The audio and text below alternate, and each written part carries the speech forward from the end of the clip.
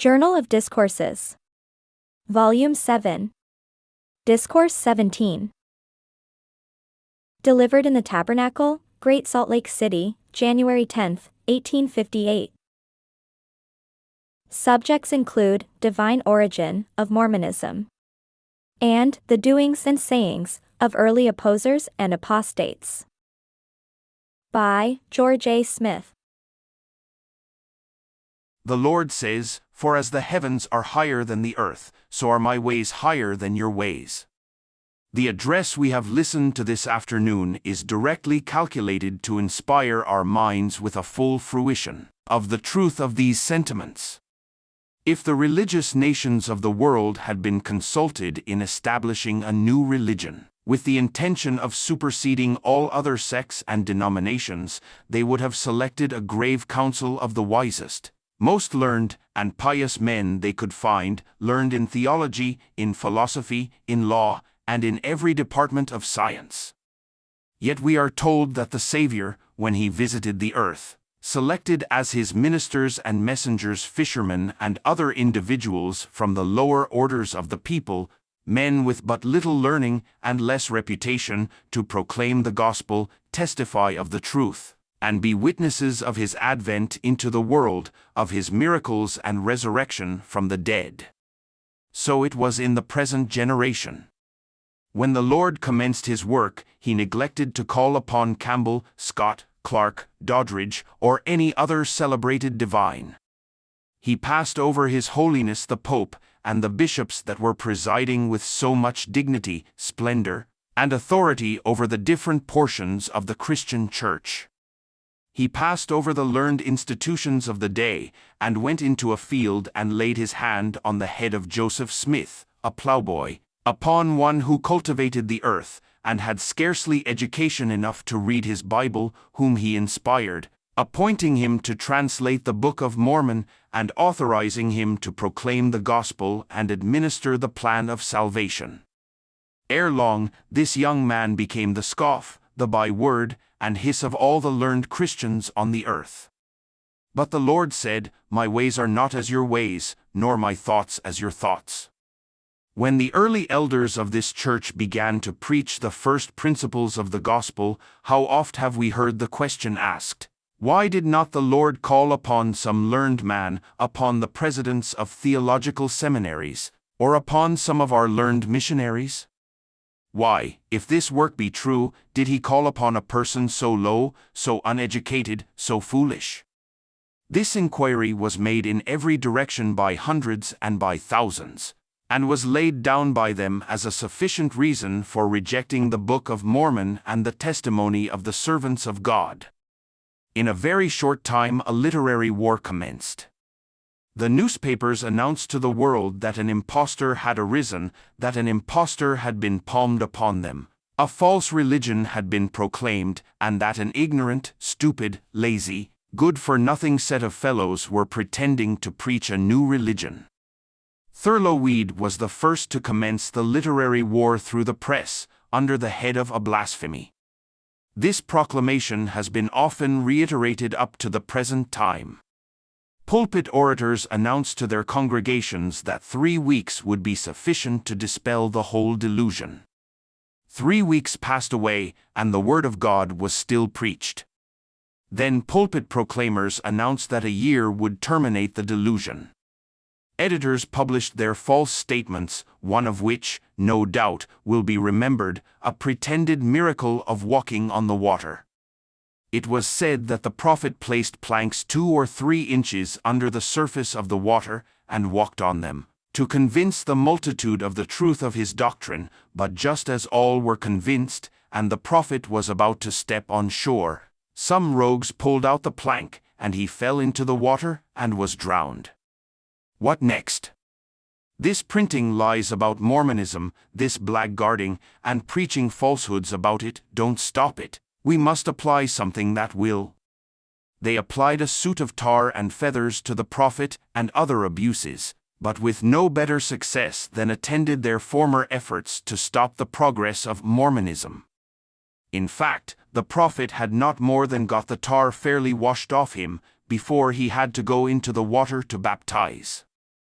There is a class of personages who have acted a conspicuous part in opposition to the progress of the work of the Lord in the last days, who are never to be forgotten. The first members of the church, it will be recollected, came from almost every religious denomination. And if they had never belonged to any religious sect, they had more or less of their prejudices. I recollect when I first began to discern the operation of the spirit of apostasy. A small company of us started for Zion. One of the company, Norman A. Brown, lost a horse. This man had been baptized for the remission of sins, rejoiced in the light of truth, and started to gather with the saints. But his horse died. "Now," said he, "is it possible that this is the work of God? If this had been the work of God, my horse would not have died when I was going to Zion." He apostatized, fought against the work of God, and died a miserable, lingering, and unhappy death. And all because of so great a trial as the loss of a horse. Joseph H. Wakefield, who baptized me, after having apostatized from the church, announced to the astonished world the fact that, while he was a guest in the house of Joseph Smith, he had absolutely seen the prophet come down from the room where he was engaged in translating the Word of God, and actually go to playing with the children. This convinced him that the prophet was not a man of God, and that the work was false, which, to me and hundreds of others, he had testified that he knew came from God. He afterwards headed a mob meeting, and took the lead in bringing about a persecution against the saints in Kirtland and the regions round about. One of the first apostates that published against this work was Ezra Booth. He published 9 letters in the Ohio Star, published at Ravenna, Portage County, in which he used all the arguments and made all the false statements he could. And it was generally believed by our enemies at the time that the apostasy and revelations of Ezra Booth would put an utter end to Mormonism. But the wheel rolled along unabated in its progress. Ezra Booth had been a Methodist preacher. But on a visit to Joseph Smith, he had become convinced of the truth of the work of the Lord by witnessing a miracle. Mrs. Johnson, an aged lady, had for several years been afflicted with rheumatism, and for more than a year had not been able to raise her arm at all. She was healed by the administration of the laying on of hands by the prophet, and was enabled immediately to raise her hand to her head, comb her hair, or do anything she wished. This convinced him it was the power of God. He went to preaching the truth, but found, instead of living on the fat of the land, as he did among his Methodist brethren, that he had to labor and toil for the good of Zion, trusting in God, and in the great day of accounts receive his reward. So he apostatized. The next publication which made a prominent show in the world was a book entitled Mormonism Unveiled, written by Dr. P. Hurlburt. In consequence of improper conduct among females, he was expelled from the church. He confessed his wickedness to the council. I was present and heard him. He promised before God, angels, and men that he would from that time forth live his religion and preserve his integrity, if they would only forgive him. He wept like a child, and prayed and begged to be forgiven. The council forgave him. But Joseph told him, "You are not honest in this confession." A few days afterwards he published his renunciation of the work, assigning as a reason that he deceived that council, and made them believe his was an honest confession, when he only confessed to see whether the council had power to discern his spirit. Joseph, however, told him at the time that he was not honest in his confession. He went to work and got up the Spalding story, that famous yarn about the manuscript found. When about to publish this lying fabrication, in several of his exciting speeches having threatened the life of Joseph Smith, he was required to give bonds by the authorities of Ohio to keep the peace. In consequence of this, the name of E.D. Howe was substituted as the author who published it. Hurlburt was cracked up in the world as a scientific man, as an M.D., but he happened to be the 7th son, and was called doctor by his parents. It was his given name, not the title of his profession. The public press heralded forth many encomiums on the book. Mr. Howe agreed to give Hurlburt 400 copies for the manuscript. Hurlburt took his subscription list and went from house to house for names, until he had got subscribers for the 400 copies, which were to be delivered as soon as they were printed and bound, at $1 per copy.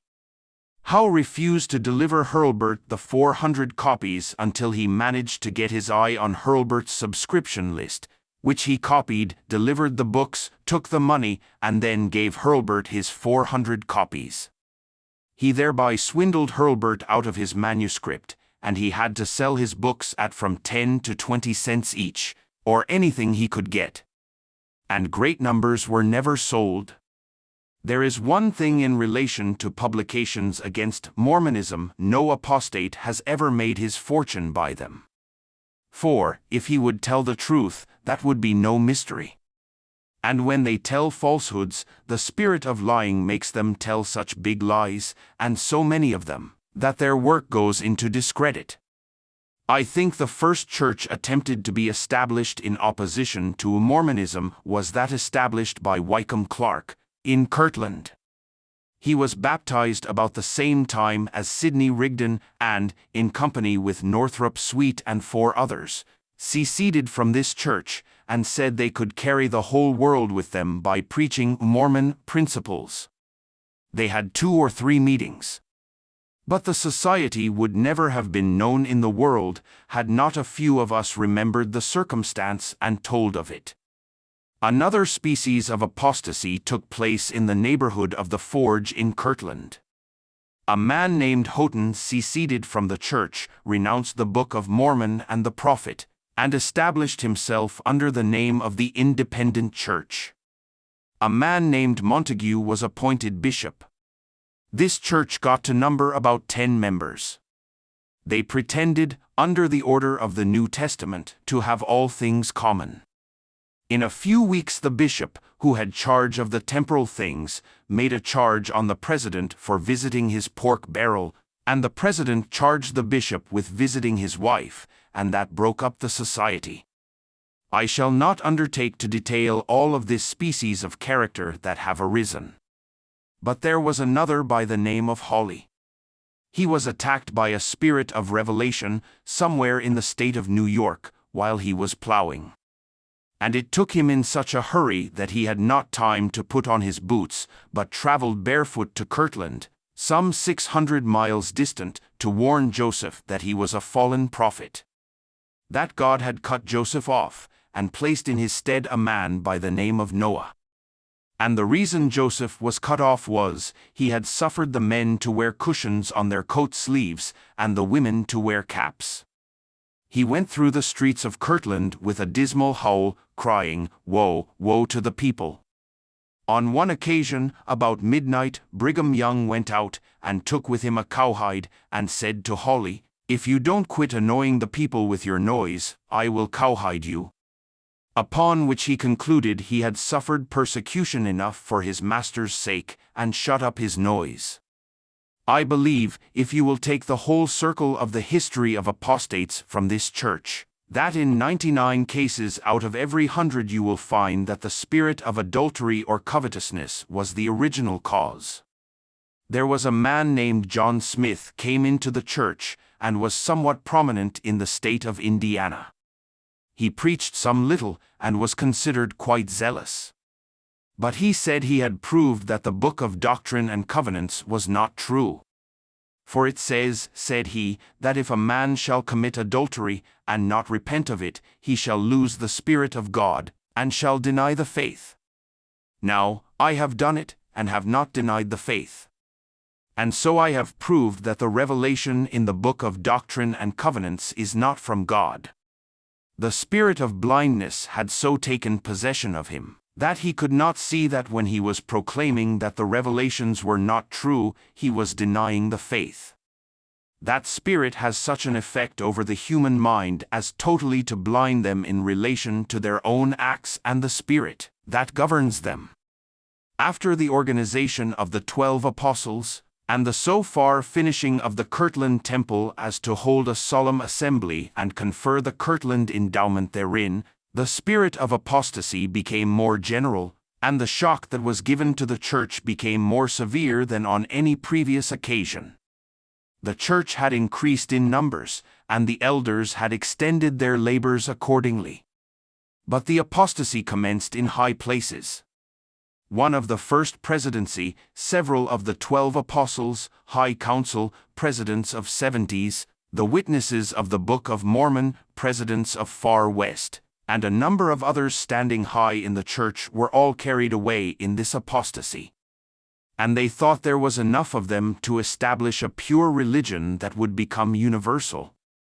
This attempted organization was under the direction of Warren Parrish, who had been a traveling elder in the church, and who sustained a high reputation in the southern states as an eloquent preacher, and had for a short time been employed by Joseph as a clerk. He undertook to organize those elements into a church, and I was told by them that all the talented men among the elders were ready to join them.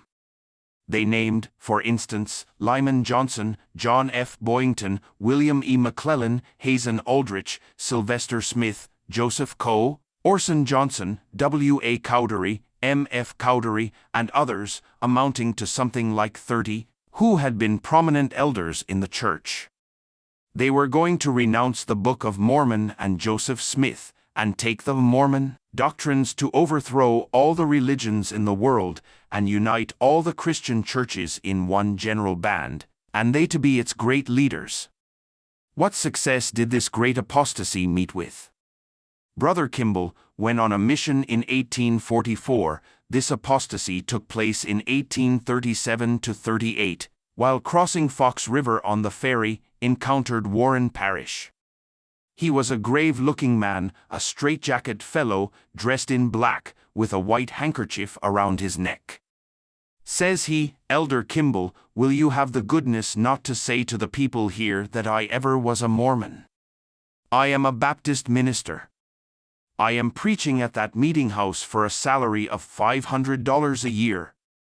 If they find out I have been a Mormon, it would hurt my influence very much indeed." Where was the big church he had tried to build up? He had tried pleading law. That failed, peddling bogus money, and that failed, like his big church speculation. And where was the origin of this?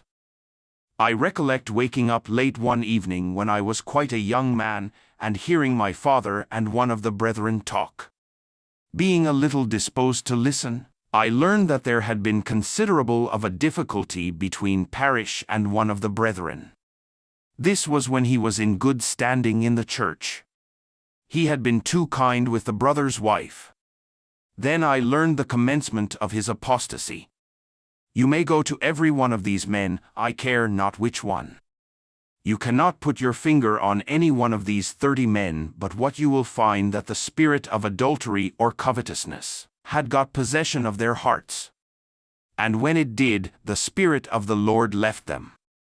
They had not sense enough to repent and put away their iniquity, but suffered themselves to be overthrown with the spirit of darkness. And they have gone to hell, and there they may lift up their eyes, asking for some relief or benefit from those they once tried to destroy. But if they get the privilege of waiting on a servant to those who have kept the laws of heaven, they will be exceedingly thankful and fortunate. At the breaking up of Far West there was another prophet appeared. Isaac Russell undertook to lead the saints into the wilderness. He gathered some 20 followers. The reason why he apostatized was, the commandment required the 12 apostles to take their leave of the saints on the foundation of the temple, on the 26th day of April, and it could not be fulfilled because those men were all driven away. But it happened that the 12 went to that spot, and 20 or 30 saints recommenced the foundation on the day appointed, held a conference, and cut off Russell and his followers. He used his influence over a few individuals until they scattered and wasted away. In Nauvoo we had another shower of dust around the prophet. There was a man by the name of William Law, who was a counselor to Joseph Smith, and a man of great gravity. He preached a great deal on the stand in Nauvoo, and told the people they must be punctual and pay their debts. And he repeated it over and over again. Sunday after Sunday he preached punctuality, punctuality, punctuality. I was then on a mission in England. But when I got home, I would hear, Sunday after Sunday, these addresses. Thinks I, this is a very righteous fellow. It will be perfectly safe to deal with him. And everybody thought so. The first time I suspected but what he was as straight as a loon's leg, at least in relation to his trading, was one day in his mill. Brother Willard Richards and myself met Bishop Smoot, and he offered to bet a barrel of salt that the doctor was heavier than I was. We went into Law's mill to be weighed. I was weighed on the scales where he weighed wheat into the mill. To my surprise, I did not weigh as much by 12 pounds as usual. I thought this was a curiosity. I saw there was another pair of scales on the other side of the mill where they weighed out flour. I weighed the doctor twice, and he weighed me twice on both scales. And I found that if I had been a bag of flour, I should have weighed 12 pounds too much. And, if I had been a bag of wheat, I should not have weighed enough by 12 pounds. The doctor and myself soon discovered that the gain by this villainous fraud would supply the mill with wood and hands to tend it. Brother Joseph and I saw Brother Law come out of his house one day, and Brother Joseph said to me, referring to Law, George, do you know that there is the meanest man in this town? Yes, I said, I know he is, but did not know you thought so. How did you find it out? He has 2 sets of weights in his mill. He also told me something about Law's visit to certain disreputable houses in St. Louis, and gave me to understand that he knew something about Law's hypocrisy and dishonesty in dealing, as well as myself. I only tell this circumstance because he pulled the leading string in putting Joseph Smith to death. When he comes forth, he may expect to find his white robe dyed in the blood of innocence, and he may expect in all time to come to have that stigma upon him. The spirit of hypocrisy, covetousness, adultery, and corruption also laid the foundation for Law's destruction. When a man professes a great deal of sanctity, a great deal of holiness and piety, when he can scarcely speak without a pious groan, he is to be suspected. For such hypocrisy is in itself the most cursed corruption that can exist. Law gathered around him a few followers, organized a church, and set himself up for a prophet, went out from Nauvoo, joined the mob, and led the van. In 1843, when Joseph was taken prisoner in the county of Lee on a demand from the governor of Missouri, William Law turned out and attempted to release him. While near Oquawka, and supposing that Joseph had been smuggled to the riverside, and that he was about to be carried to the Mississippi and put on board the steamer and hurried away to Missouri, says he, they will carry him on board of a boat and get him over the river. And if the prophet is carried to Missouri and killed, property in Nauvoo will fall to 1/2 its present value. His anxiety was about the price of property going down. A few minutes after, when he met Joseph, he went up, threw his arms around him, and kissed him. He loved him tenderly as long as he kept the price of property up. After the death of Joseph, a number of men appeared, professing to be revelators. The most noted of them, I believe, was James J. Strang. He gathered a few followers around him and established himself first at Veree, Wisconsin. Then he removed to Beaver Island, Lake Michigan. He remained there some length of time. And finally, in some disturbance got up there, he was murdered. His followers clung together longer than any of the other apostates. They were able to publish a monthly paper, about half the size of the Deseret News, printed in large type and coarsely leaded, in which they advocated James J. Strang as a prophet. Charles Thompson, Francis Gladden Bishop, G. J. Adams, and others arose, until prophets for a while were at a discount. But all these vanished into thin air. Their names were forgotten, and their pretensions are unknown, unless some of us happen to think and tell of them. Oliver Cowdery said to the people, when he came to Potawatomi and requested to be restored to the church, "Follow the 12. They are the men with whom the priesthood rests. If you follow the main channel of the stream, you will go right. But if you run into a bayou, you will find yourselves among snags. You may trace the course of all those characters, and you will find that hypocrisy and adultery have been the leading strings to lead them astray. It is of the utmost importance that every Latter-day Saint thoroughly and carefully tread his own path, correct his own conduct, regulate his own life, banish from his heart the spirit of wickedness and corruption, and see to it that his intentions, desires, and actions are pure in the sight of God, that he covets not that which belongs to his neighbor. For our actions are between us and our God, with him we have to account, and his Spirit will not dwell in unholy temples. Then let us keep ourselves pure before him, live the principles that we have espoused, and be prepared for the great day when we shall stand upon Mount Zion, where none will stand, only those who have clean hands and pure hearts. May God bless us. Amen. You were just listening to remarks by Elder George A. Smith, delivered in the Tabernacle, Great Salt Lake City, January 10, 1858.